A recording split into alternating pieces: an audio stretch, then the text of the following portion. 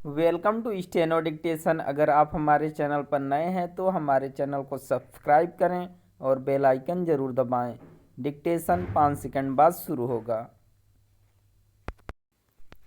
Start. सभापति महोदय, प्रतिदिन छोटी मोटी झड़पें होती रहती हैं। हमारी फौजें बड़े उत्साह से उनके मुकाबले में खड़ी हैं।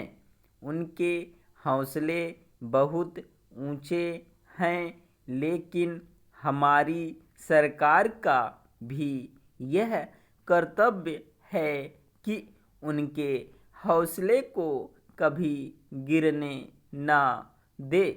उन्हें हर तरह की सुविधा प्रदान की जाए जिससे उनका आत्मविश्वास बढ़े। मैं मंत्री महोदय से अनुरोध करूंगा कि सरकार अपनी नीतियों के प्रचार का काम ठीक प्रकार से अपनी फौजों से करे।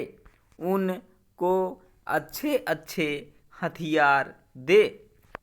अनुसूचित जातियों और आदिवासी जातियों के आयुक्त ने जो अपना प्रतिवेदन प्रस्तुत किया है, उस प्रतिवेदन को देखने से यह प्रतीत होता है कि इसको तैयार करने में उन्होंने बहुत परिश्रम से कार्य किया है। इसके लिए मैं उनको और उनके सहयोगियों को धन्यवाद देता हूँ, परंतु साथ ही साथ इस प्रतिवेदन के संबंध में कुछ आवश्यक निवेदन भी करना चाहता हूँ। पहली बात तो यह है कि इस प्रतिवेदन को देखने से ऐसा प्रतीत होता है कि इन कार्यों के लिए जिस धन का उपयोग होता है वह 3 साधनों से उपलब्ध होता है। केंद्र सरकार द्वारा, राज्य सरकारों द्वारा और कुछ गैर सरकारी संस्थाओं द्वारा। प्रतिवेदन के अनुसार जितना धन इन कार्यों पर व्यय करने के लिए दिया जाता है, उतना धन पूरी तरह से व्यय नहीं हो पाता।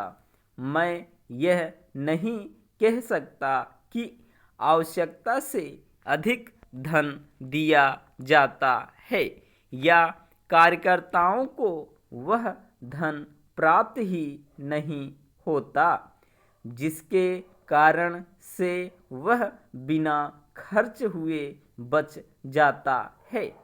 मैं तो यह चाहता हूँ कि जितना धन दिया जाता है उसका पूरा उपयोग हो और आयुक्त को यह ना कहना पड़े कि इस कार्य के लिए जितने धन की आवश्यकता थी उतना धन नहीं मिल पाया और विवश होकर हमको उस कार्य को बीच में ही रोकना पड़ा।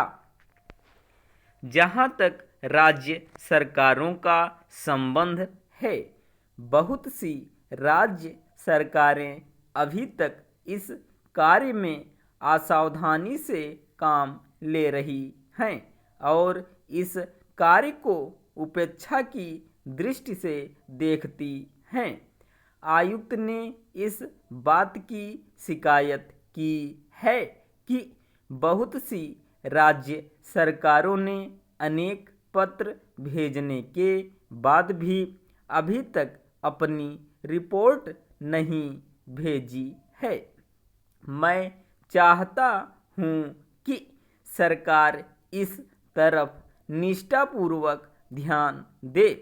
राज्य सरकारों पर दबाव डाला जाए कि वे इस दायित्व के प्रति सचेत हों और आयुक्त को उनके कार्य में पूरा सहयोग प्रदान करें। स्टॉप।